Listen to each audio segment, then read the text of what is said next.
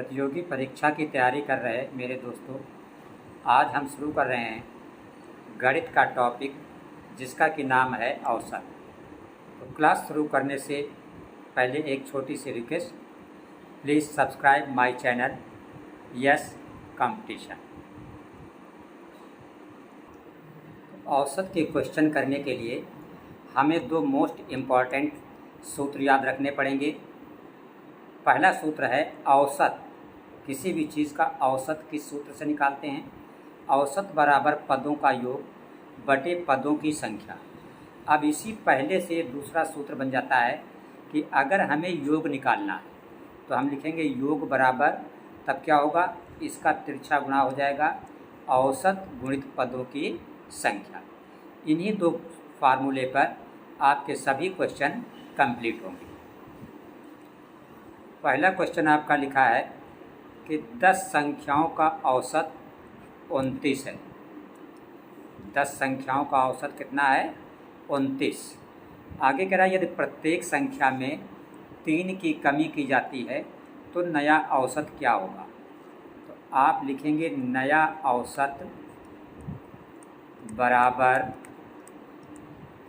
तो पहले आपका औसत 10 संख्याओं का कितना है? 29। अब चूँकि हर संख्या में 3 की कमी हो रही है तो नया औसत जो है, कमी का मतलब -3 घट जाएगा तो कितना आएगा? 26। तो नया औसत आपका हो जाएगा 26। तो ए में 36 है, ये गलत। बी में 26 लिखा है, इसका मतलब बी वाला ऑप्शन आपका करेक्ट है। दूसरा क्वेश्चन है 5 परिणामों का औसत 46 है। परिणाम का मतलब संख्या, कहने का मतलब 5 संख्याओं का औसत जो है वो 46 है। तो जो 5 संख्याओं का योग होगा, कितने का योग? 5 संख्याओं का। तो 5 संख्याओं का जो योग बनेगा, अभी हमने बताया था कि योग निकालने के लिए औसत को संख्याओं से गुणा कर देते हैं। तो औसत कितना है? 46, और 46 को गुणा कर देंगे, संख्याएं हैं 5। तो जब गुणा करोगे तो ये आपका आ जाएगा 230। ये क्या हो गया? 5 संख्याओं का योग। इसी तरह वो कह रहा है पहली 4 का औसत कितना है? 45। तो जो 4 संख्या का योग होगा तो 45 को 4 से गुणा हो जाएगा, तो ये हो जाएगा आपका 180।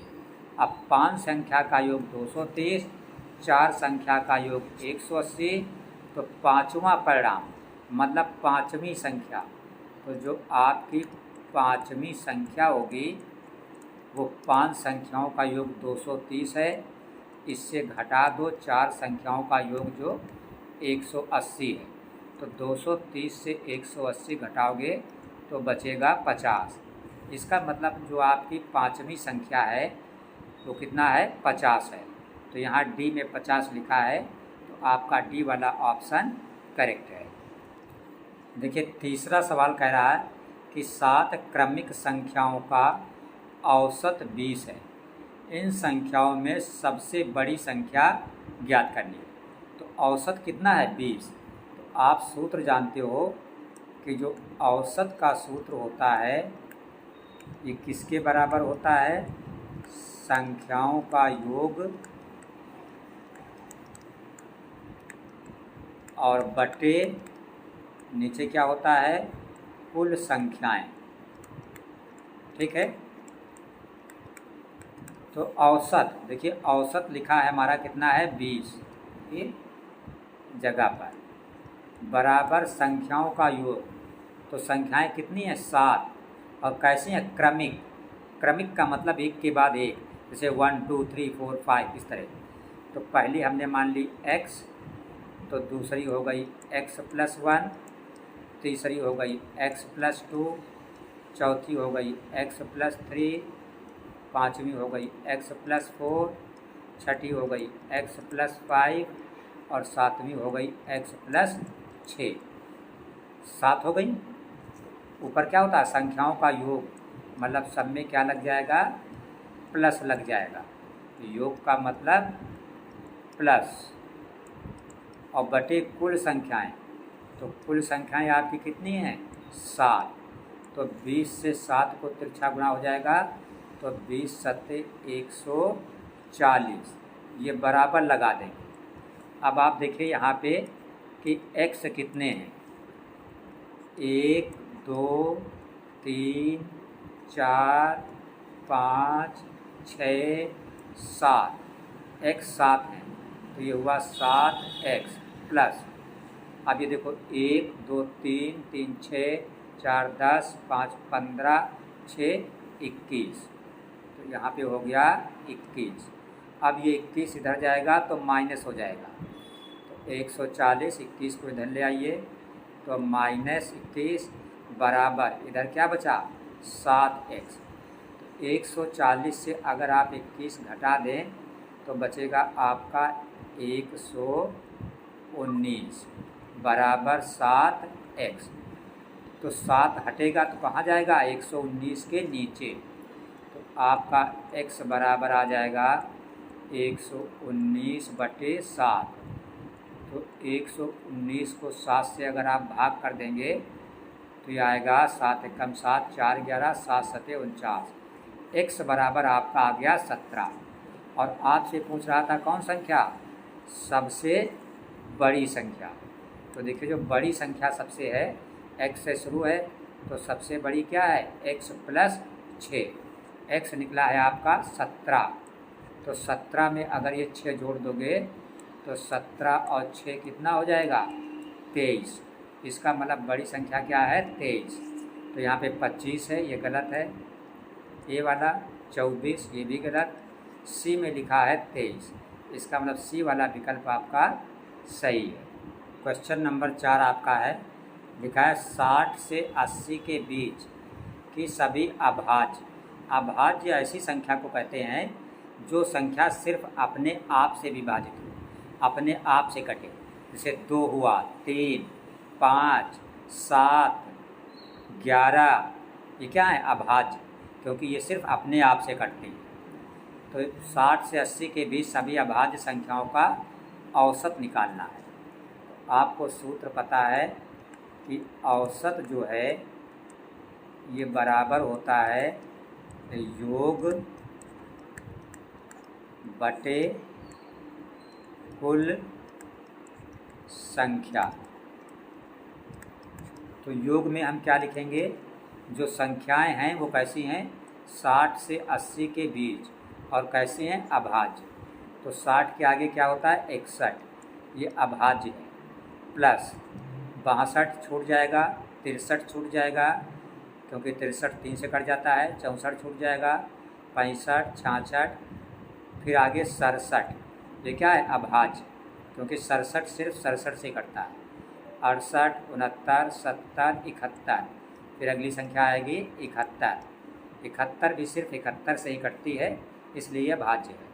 फिर 72 छूट गया, और 72 के बाद फिर क्या आएगा 73, फिर 74 75 76 77 78 सब छूट गया, फिर उसके बाद 79, क्योंकि 79 जो है ये भी सिर्फ 79 से ही कटेगी और किसी से नहीं। तो 60 से 80 के बीच कितनी अभाज्य संख्या हुई 1 2 3 4 5। तो नीचे जहाँ पे कुल संख्या है वहाँ पे हम क्या लिख देंगे 5 लिख देंगे।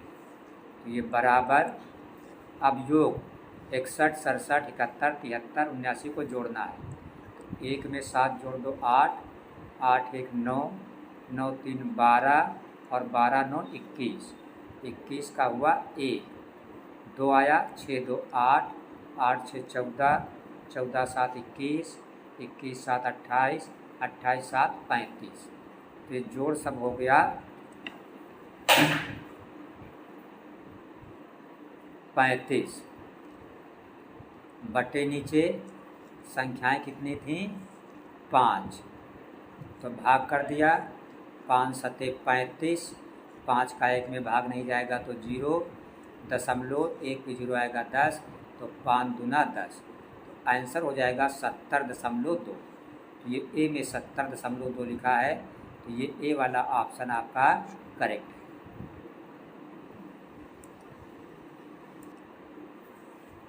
देखिए क्वेश्चन नंबर 5 आपका लिखा हुआ है।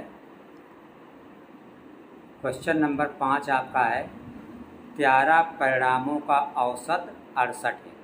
परिणाम का मतलब संख्या, मतलब 13 संख्याओं का औसत 68 है। पहली 7 का औसत 63, आखिरी 7 का औसत 70, तो 7वीं संख्या क्या है, मतलब 7वीं का परिणाम क्या है। तो 13 संख्याओं का औसत जो है 68 है। तो 13 संख्याओं का जो योग हुआ वो हुआ आपका 68 गुणित 13। तो जब आप 68 को 13 से गुणा करोगे तो आपका ये गुणा आ जाएगा 884। ठीक है, 13 104, 10 13 78 10 88।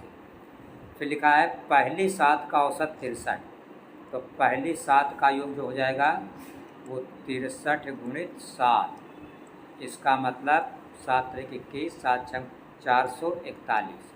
आगे लिखा है आखिरी 7 का औसत 70, तो आखिरी 7 का योग 70 औसत है, तो 70 गुणित 7 बराबर 490। ठीक है, अब वो आपसे पूछ रहा है कि 7वां परिणाम क्या है, 7वीं संख्या। तो देखिए पहली 7 का योग 441 है, आखिरी 7 का योग 490 है। तो अगर आप 441 और 490 जोड़ दें तो ये आएगा आपका 931। ये 931 किसका योग हो गया, 7 7 14 संख्या का, और ये योग किसका है, 13 संख्या का। तो 13 संख्या वाला योग इसमें आप घटा दीजिए, तो 11 4 गया 7 और 12 60 गया 4, आ गया 47। इसका मतलब जो 7वें नंबर पे संख्या है वो कितनी है, 47। तो आपका ए वाला ऑप्शन करेक्ट है।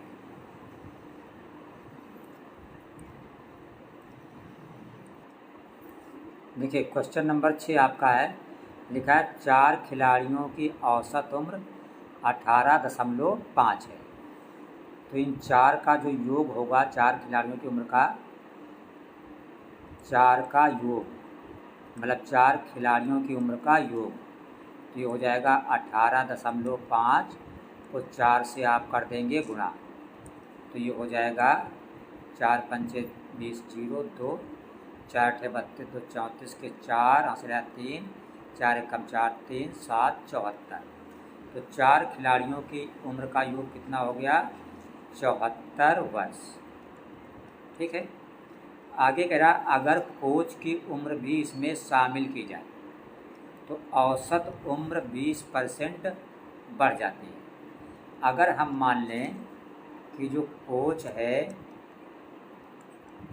इसकी उम्र है x वर्ष, अब जब कोच को शामिल कर देंगे तो कुल उम्र क्या हो जाएगी, 74 थी 4 लोगों की, इसमें कोच को शामिल कर दिया तो कुल उम्र हो गई 74 प्लस x।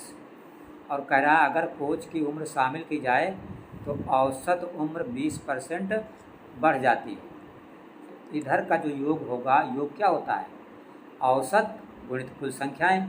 तो 4 पहले लोग थे, कोच आ गया 5, तो कुल संख्या का मतलब 5 गुणित औसत।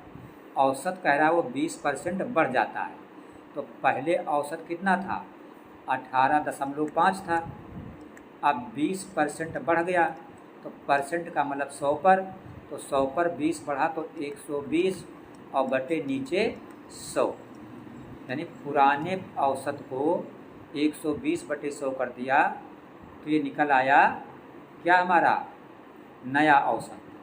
और औसत को 5 से गुणा कर दिया तो ये भी क्या हो गया, योग, ये भी योग है, इधर भी योग है, इसलिए दोनों तरफ क्या हो गया, बराबर हो गया। तो इधर है 74 प्लस x बराबर, देखो ये 0 इस 0 से कट जाएगा, 2 छंग 12 और 2 पंचे 10, ये 5 इस 5 से कट जाएगा।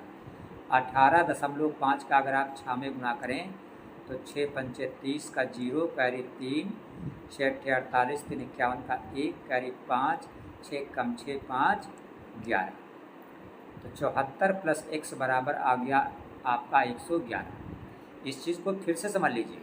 वो कह रहा था 4 खिलाड़ियों की उम्र 18.5, तो 4 का योग क्या हो गया 18.5 गुणित 4 बराबर 74 वर्ष। कह रहा कोच को भी शामिल कर लिया गया। कोच की उम्र नहीं पता थी, तो हमने मान लिया कोच की उम्र है x वर्ष। तो 5 लोगों की कुल उम्र का योग क्या हो गया, 4 का था 74, तो 74 + x हो गया। अच्छा, अब कोच को शामिल करने से औसत जो है 20% बढ़ जाता है। तो अब उम्र क्या हो जाएगी, तो 4 1 5 लोग हो गए, संख्या की जगह पे 5, जैसे यहाँ पे संख्या, और गुणित औसत था 18.5, तो 18.5 को 120/100 कर देंगे। ये जो हमने यहाँ पे 18.5 गुणित 120/100 किया है, ये चीज़ हमने प्रतिशत वाले चैप्टर में आपको बताई है कि अगर जितने % वृद्धि होती है तो वो 100 में जोड़ के ऊपर रख दिया जाता है और नीचे 100 लिख दिया जाता है। तो अब 74 उधर जाएगा, माइनस हो जाएगा, इधर क्या बचेगा x। तो आपका x बराबर हो जाएगा 111 है, 111, और ये 74 इधर आएगा, माइनस का हो जाएगा, तो 74 इससे घट जाएगा। तो 11 से 4 गया 7, 10 से 7 गया 3, तो ये आपका x बराबर आ गया 37। तो कोच की उम्र हमने क्या मानी थी x आया 37, तो 37 यहाँ पे लिखा है डी में। इसका मतलब हमारा डी वाला विकल्प जो है वो सही है। देखिए क्वेश्चन नंबर 7 आपका है, लिखा है एक बल्लेबाज 16 पारियों में एक औसत रन है, कितना है पता नहीं। अगर हम ये मान लें कि माना जो औसत है, औसत रन ये बराबर x है, ठीक है। तो 16 पारियों का औसत रन अगर x है, तो 16 पारी में जो रन बनेंगे, 16 पारी में रनों का योग, आप जानते हो योग कैसे निकाला जाता है, औसत को संख्या से गुणा कर देते हैं। तो औसत है x और संख्या का मतलब पारी कितनी है 16, तो 16 का x में गुणा हो गया, तो हो गया 16x। इसका मतलब बैट्समैन 16 पारी में कितने रन बनाता है 16x। आगे कह रहा 17वीं पारी में उसने 80 रन बनाए, तो 17 पारी में जो कुल रन हुए, 16 पारी में कुल रन थे 16x, 17वीं पारी में 80 और बना डाले, तो 16x + 80 ये कुल रन हो गए 17 पारी में। अच्छा, अब 80 बनाने से जो औसत है वो 2 बढ़ जाता है, तो जो औसत x था वो औसत अब हो गया x + 2, और औसत बराबर होता है योग हो चुका है 16x + 80, और बटे नीचे संख्या का मतलब कुल पारी कितनी हो चुकी है 17, तो संख्या की जगह पे 17। अब हम इसको क्या करेंगे, तिरछा गुणा कर लेंगे। तो तिरछा गुणा में 17 का x में गुणा होगा, तो ये हो जाएगा 17x, फिर ये प्लस है, प्लस लगाएंगे, 17 का 2 में गुणा होगा, तो ये हो जाएगा 34, फिर ये बराबर के बाद इधर है 16x + 80, तो ये 17x है, 16x इधर आएगा, माइनस का हो जाएगा, बराबर ये 80 है, प्लस का 34 उधर जाएगा, तो माइनस का 34 हो जाएगा, ठीक है। तो 17x से 16x घटेगा जब आपका, तो ये हो जाएगा x, और 80 से 34 घटाओगे तो ये आपका हो जाएगा 34, 6 40, 40 80, ये आपका हो जाएगा 46, x 46। x क्या था औसत रन, वो पूछ रहा 17 पारी के बाद रनों का औसत क्या है, तो जो 17 पारी बाद औसत होगा, 17 पारी बाद औसत बराबर, देखिए पहले औसत था कितना, ये औसत x 46 निकला है, तो 46 x किसका औसत था पहले, 17 पारी के बाद 2 बढ़ जाता है। तो अब आप 46 जो निकला है इसमें 2 जोड़ दोगे तो कितना हो गया 48। इसका मतलब 17 पारी बाद जो औसत है वो क्या हो जाएगा 48। तो ये 45 है, गलत है। ये बी में 48 लिखा है, तो बी वाला ऑप्शन करेक्ट है। क्वेश्चन नंबर 8 में देखिए, एक संख्या है n, फिर n+1, फिर n+2, फिर n+3, फिर n+4, फिर n+5, इनका पूछ रहा औसत। आप जानते हो जो औसत होता है, औसत बराबर ऊपर क्या होता है योग। तो जो योग आपका है, ये संख्याएं दी हैं, तो n देखो, एक n ये, एक n ये, 2, एक n 3, 4, 5, 6, n कितने हैं 6 बार। तो 6n प्लस संख्या देखो 1 2 3 3 6 4 10 5 15, तो योग हो गया 6n प्लस 15 बटे नीचे कुल संख्याएं। तो कुल संख्याएं देखो कितनी है 1 2 3 4 5 6, तो नीचे 6 लिख दो। ये आपका औसत आ गया। लेकिन जो आपके ऑप्शन हैं ये n+2, 3 × 2n+5, n√2, n+5/2, तो इसमें से कोई मैच नहीं कर रहा। तो हम क्या करेंगे, इस 6 का इसमें भी भाग है और इस 6 का इसमें भी भाग है, तो ब्रेक कर देंगे। तो पहले हो जाएगा 6n/6, फिर प्लस 15/6, तो ये 6 से 6 कट जाएगा, तो क्या बचा n। फिर ये प्लस, ये देखो 15 ऊपर 6 नीचे, 3 से भाग कर दो, 3 × 6, 3 से 15 में भाग कर दो 5, तो 5/2 आंसर आ गया n+5/2। ये आपका औसत हो गया। तो n+5/2 कहाँ है, डी ऑप्शन में। इसका मतलब आपका डी वाला करेक्ट है। क्वेश्चन नंबर 9 आपका है, पहली 567 प्राकृतिक संख्याओं का समांतर माध्य कितना होगा। आप यहाँ पे सूत्र लगाएंगे n+1/2। तो n का मतलब संख्या, कारी कितनी संख्या, पहली 567, तो n की जगह पर 567 + 1 नीचे 2 जोड़ दोगे 568/2, इसको भाग कर दोगे, आ जाएगा 284। आपका ये बी वाला ऑप्शन जो 284 लिखा, ये बी वाला ऑप्शन आपका करेक्ट है। क्वेश्चन नंबर 10 में आप लिखा है कि 25 छात्रों की एक कक्षा में छात्रों के प्राप्तांकों का मध्यमान, मध्यमान का मतलब औसत कितना था 43। तो 25 छात्रों के अंकों का जो योग होगा वो कितना होगा, मध्यमान मतलब औसत है 43 और छात्र कुल है 25, गुणा कर दिया तो ये आएगा 25 × 75 का 5, 7 आया, 25 × 100, 107, 1075 अंक होंगे। कितने 25 छात्रों के। आगे लिखा कि जांच करने के बाद 2 त्रुटियों का पता चला। जब चेकिंग हुई कापियों की बाद में तो पता चला 2 गलतियां हो गई।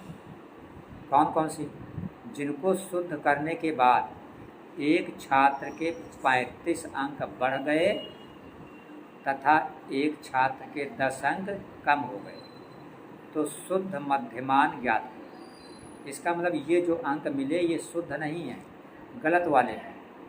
तो जो आपके शुद्ध अंक होंगे वो क्या बनेंगे, आपके वैसे गलत अंक आए थे 1075, लेकिन जांच करने में पता चला कि 35 जो है अंक बढ़ गए, तो बढ़े वाले जोड़े जाएंगे। और क्या हुआ, एक छात्र के 10 अंक कम हो गए, कम वाले घटा दिए जाएंगे। अब 35 से 10 घटेगा 25, 25 को 175 में जोड़ दोगे तो क्या आएगा 1100। इसका मतलब जो सही अंक हैं वो कितने हैं 1100, और लड़के कितने हैं 25। तो ज्ञात करना है शुद्ध मध्यमान। तो योग सही वाला है 1100 और लड़के हैं आपके 25। तो 25 से 1100 को भाग कर दोगे तो 25 चक्कू 100, 10 25 चक्कू 100।